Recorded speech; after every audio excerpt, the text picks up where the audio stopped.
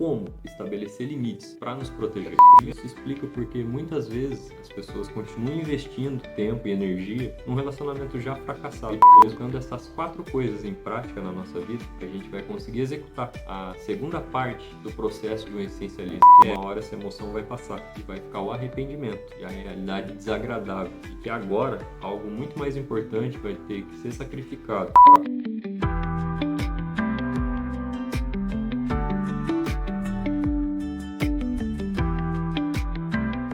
Como eliminar aquilo que não é essencial da nossa vida? No vídeo anterior a gente viu o primeiro passo do processo, que é explorar e identificar tudo aquilo que é e não é essencial da nossa vida. Agora, para o segundo passo do processo, nós vamos ver algumas atividades necessárias para nos ajudar a eliminar tudo aquilo que não é essencial da nossa vida. A primeira coisa é esclarecer. Qualquer atividade que não esteja alinhada ao nosso objetivo, ela deve ser descartada. É bem óbvio falar um negócio desse, né? Mas isso só é possível se a gente tiver clareza de propósito. A falta de clareza de propósito traz um grande problema para a gente, que é a falta de foco. Sem ele, há desperdício de tempo e energia nas muitas atividades que a gente tem. Porém, se a gente tem um objetivo claro, a gente tem mais chance de progredir nas coisas que realmente são importantes e vitais na nossa vida. Exemplificando um pouco que a falta de clareza de propósito, automaticamente a falta de foco traz, vou citar aqui 2 grandes problemas. O primeiro deles é o jogo político. E o que seria o jogo político? A gente acaba perdendo tempo tentando parecer melhor que os outros. A gente dá muito valor a coisas não essenciais, como um carro mais bonito, ou até coisas que nem são materiais, como postar uma bela foto no Instagram e ver quem teve mais curtidas, e consequentemente a gente acaba negligenciando aquilo que é mais importante, como cuidar da nossa saúde ou passar mais tempo de qualidade com quem a gente ama. E o segundo grande problema é que tudo parece bom. Como a gente já viu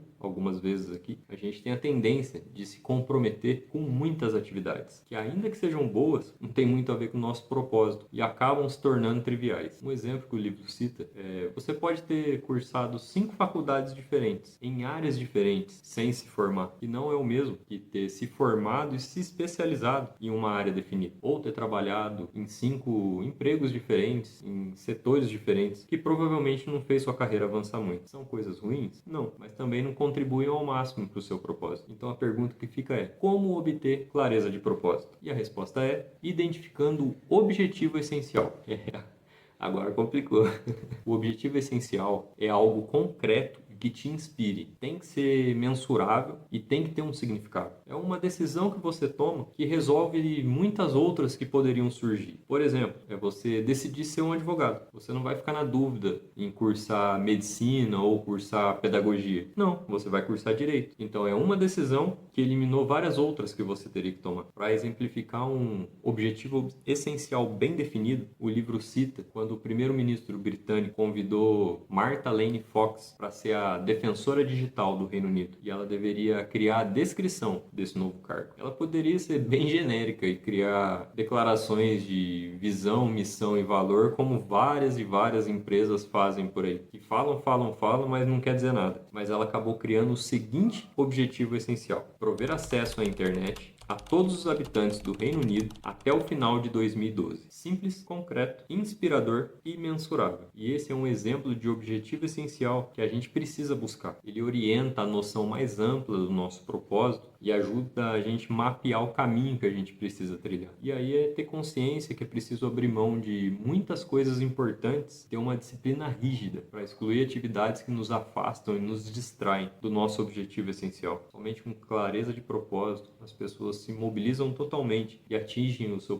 potencial máximo. E a segunda coisa é ousar. Você já disse sim apenas para evitar atrito? Ou ficou com medo, ou era tímido demais para recusar um convite do chefe, de amigos, ou da própria família, por medo de desapontá-los? Acho que todos nós aqui já passamos por isso. E ousar é ter a coragem de dizer não, é ter elegância sob pressão. Sem a coragem não existe o processo, esse segundo passo da eliminação. E tem boas razões por trás atrás do medo de dizer não para alguém. A gente pode perder oportunidades ou algo natural, que é não suportar a ideia de desapontar ou decepcionar alguém que a gente gosta muito. É natural, mas por mais difícil que seja dizer não, se a gente não fizer isso, podemos perder algo muito mais importante, como a gente já viu em vídeos anteriores. Os não essencialistas, eles dizem sim por pressão e também por medo de não se encaixarem socialmente. Dizem sim de maneira automática para agradar, mas os essencialistas sabem que uma hora essa emoção vai passar e vai ficar o arrependimento e a realidade desagradável de que agora algo muito mais importante vai ter que ser sacrificado para poder acomodar esse novo compromisso. Então, como ousar dizer não com decisão, delicadeza e firmeza? Tem algumas formas que o livro traz, mas eu vou trazer duas aqui. A primeira delas é: separe a decisão do relacionamento. Não confunda o que foi pedido com quem pede. Sua mãe pode estar te pedindo algo no momento que não é oportuno, e falar não para ela não é que você esteja negando ela. Então separe a solicitação de quem está pedindo para que você tome uma decisão mais clara. E aí, pessoal, estou falando que sua mãe pedir para você levar ela no médico, você vai falar não, pelo amor de Deus, né? Mas em coisas menos importantes, separem o relacionamento do que está sendo pedido. E a segunda forma de dizer não é se concentrar naquilo que você vai perder. Sabe aquela frase que viralizou já há um tempo atrás em alguns memes de internet? Você é louco, não compensa. É isso. Quanto mais a gente pensa em algo que a gente vai ter que abrir mão ao dizer sim para alguém, mais fácil fica de dizer não. O não elegante nasce dessa essência, que é preciso a gente perder alguma coisa para ganhar outra. E aí o essencialista, ele aceita que ele não pode ser popular o tempo todo com todo mundo. E é claro que a curto prazo o não pode ter um custo social, mas a longo prazo os benefícios, eles valem mais que essa popularidade. E aí a terceira coisa que temos que fazer nesse segundo passo do processo de eliminar é descomprometer-se. Existe uma frase que diz: metade dos problemas da vida decorre de dizer sim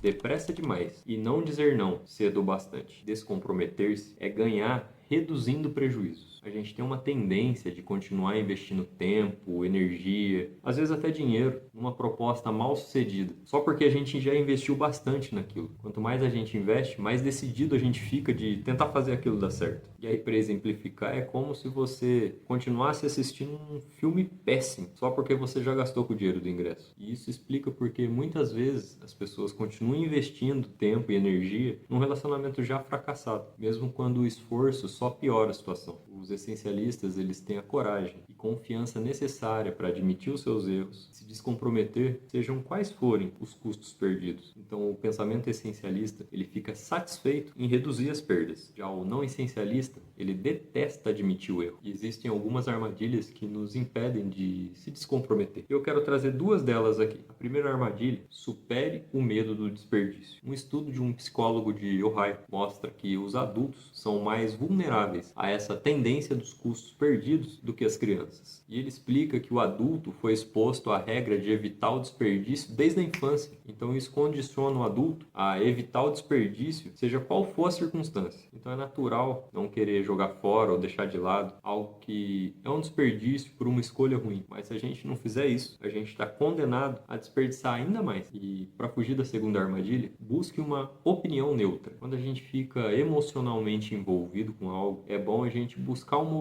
opinião de quem a gente confia e que não esteja envolvido diretamente na situação. E isso pode te dar a permissão de parar de insistir em algo que claramente não está dando certo. É lógico que se descomprometer é bem mais difícil do que dizer não logo lá no início. Você voltar atrás e falar não para alguém que você já se comprometeu vai gerar uma sensação de culpa. Nessa parte eu até discordo um pouquinho do livro, porque eu acredito que você tem que assumir a responsabilidade e cumprir com aquilo que você acordou. Mas se realmente for impossível de cumprir, você precisa ter a coragem de reconhecer que errou, conversar e explicar a situação. E por fim, chegamos à quarta coisa, que é limitar. A falta de limite é algo típico da nossa era. A tecnologia confundiu muito as barreiras. E um grande exemplo é entre o trabalho e a família. Hoje em dia as empresas têm a expectativa que o funcionário ou colaborador tem que estar disponível tempo integral. E é claro que estabelecer limites é difícil e pode custar caro. Eu que o digo. Já vivi isso na pele. Pode custar de repente até uma promoção, mas não impor limites custa ainda mais caro e tira a sua capacidade de escolher. Então o pensamento essencialista, ele vê o limite como algo libertador. Já o não essencialista, ele vê o limite como uma restrição. Então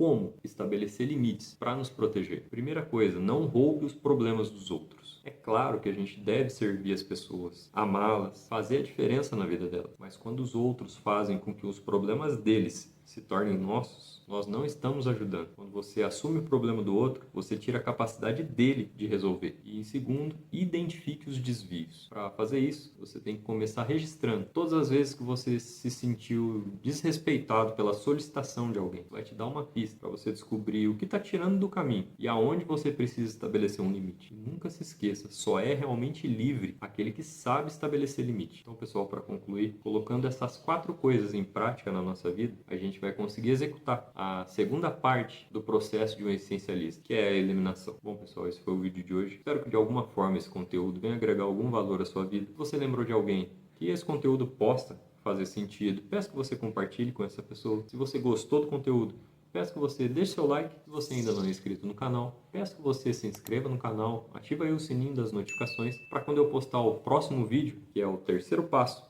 do processo para se tornar um essencialista, o YouTube possa te avisar e nós possamos, um passinho de cada vez, continuar construindo a nossa vida plena. Então te vejo e te espero no próximo vídeo. Até lá!